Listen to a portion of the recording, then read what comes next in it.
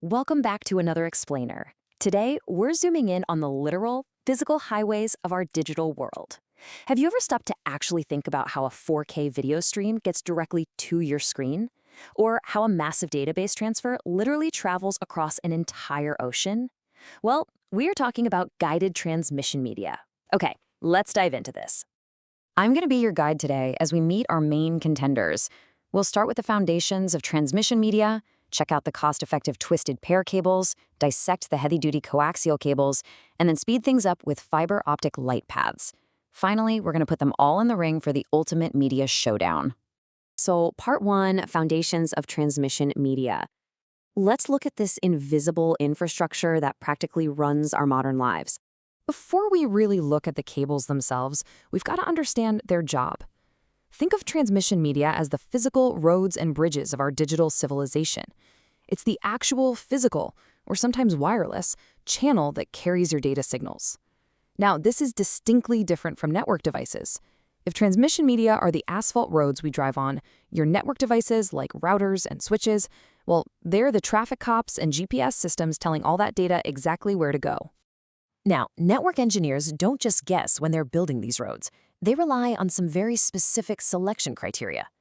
Think of it as the holy trinity of cable selection. First up, transmission distance.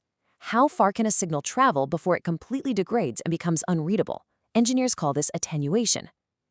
Second is data transfer speed, which I'm sure you know as bandwidth. Third is susceptibility to interference, specifically electromagnetic interference, or EMI. And naturally, all of this is shaped by the real-world constraints of cost and installation requirements. We're going to use these exact metrics to judge our contenders today. Taking a look at the broader networking universe, transmission media essentially splits into two main branches, guided and unguided.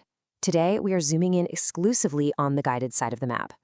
Guided just means the data signal is physically directed and permanently confined within a cable. That's a sharp contrast to unguided media, where signals just freely broadcast through the air as electromagnetic waves, kind of like your Wi-Fi or radio.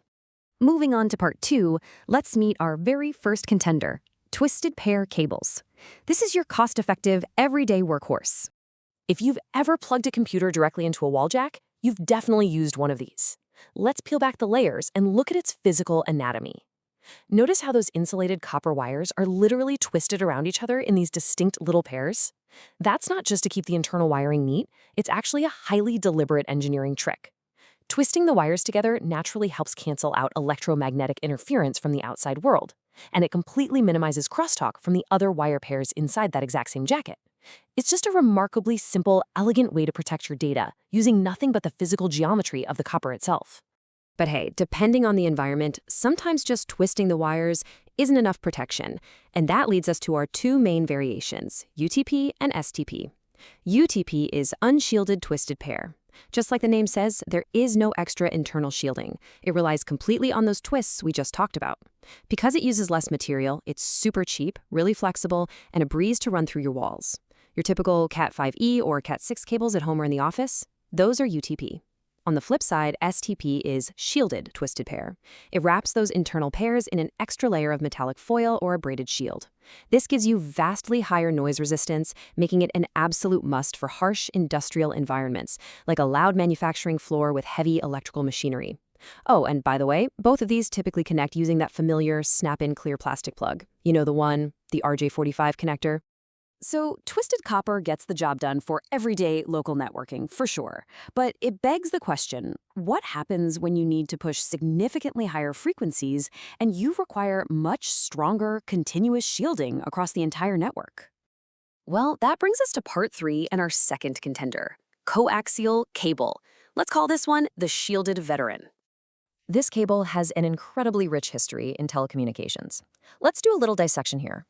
Working from the inside out, we start with a single, solid copper conductor running right down the center. This core is then completely surrounded by a thick, usually white, plastic insulation layer called a dielectric. Wrapping securely around that is a dense, braided metal shield. Finally, the whole thing is encased in a thick, protective outer black jacket.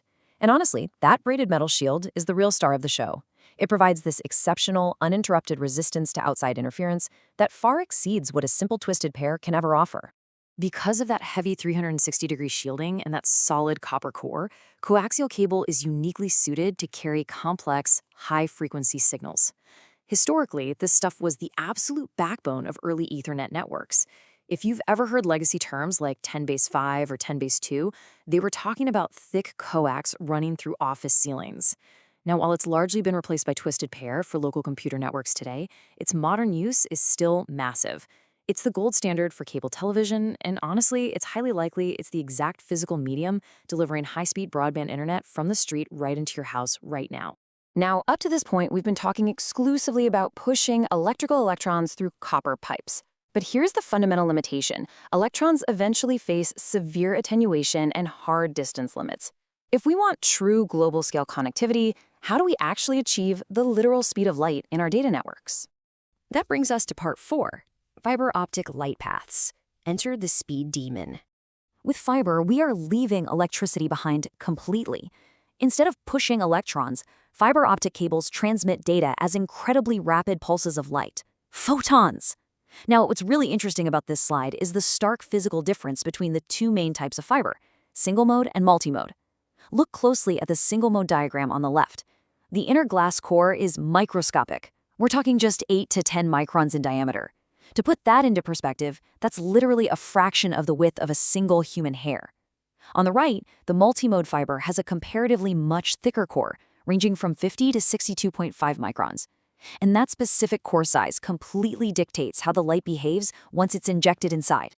Let's see how those sizes translate into performance. Because single mode's core is so incredibly thin, it forces a focused, powerful beam of laser light to travel straight down the middle without bouncing. This zero-bounce trajectory allows for extremely long-distance transmission. We're talking upwards of 100 kilometers or more before you even need a repeater, and it comes with massive, unparalleled bandwidth. It is the undisputed champion and backbone for global telecommunications. Multimode, on the other hand, typically uses less expensive LED light. Because its core is wider, the light beams actually bounce off the interior walls along multiple different paths as they travel forward. This bouncing causes a phenomenon called modal dispersion, which basically means the signals blur together over long runs. That limits its effective distance to roughly 550 meters up to maybe 2 kilometers. It's much cheaper to deploy, making it perfect for connecting adjacent data centers, but single mode remains the absolute king of raw, long-haul speed. All right, part 5. It is time for the ultimate media showdown. We are going to synthesize everything we've covered and put these 3 transmission media head-to-head across the critical networking metrics. Let's logically step through this performance matrix. Starting with bandwidth, twisted pair taps out around 10 gigabits per second. Great for an office, but there's a hard ceiling. Coaxial offers moderate bandwidth, historically low, but pushed much higher today by your internet provider. But fiber optic, it completely obliterates the copper limits, operating reliably in the massive terabits per second range. Now look at attenuation, how fast the signal dies. Twisted pair has high attenuation, capping a segment at just about 100 meters. Coax's shielding helps lower that, extending a run to roughly 500 meters. But fiber optic has practically zero attenuation by comparison. You can span a single-mode segment 100 kilometers without losing the integrity of your data. Finally, let's round out this showdown by looking at their physical traits. Twisted pair and coaxial both rely on copper cores and electrical electron signals. Because of that electricity, twisted pair has low noise immunity, and coax only hits medium immunity thanks to its metal shield. But fiber optic uses glass and photons. This is a total paradigm shift. Fiber is completely immune to electromagnetic interference. You could run a fiber cable right next to a massive industrial generator, and the light inside wouldn't even flinch. Plus, because it's not radiating an electrical field outward like copper does, fiber offers incredibly high security. It is practically impossible to tap into a fiber line without physically breaking the glass, which the network operators would instantly detect.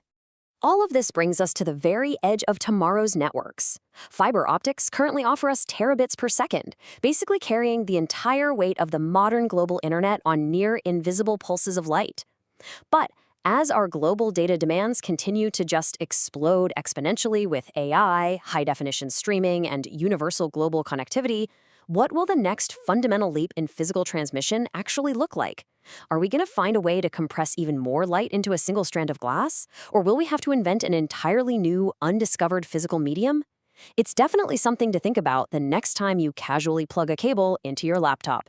Thanks for joining me on this explainer. I hope you found this breakdown of our digital highways as fascinating as I do. Keep learning, and I'll catch you on the next one.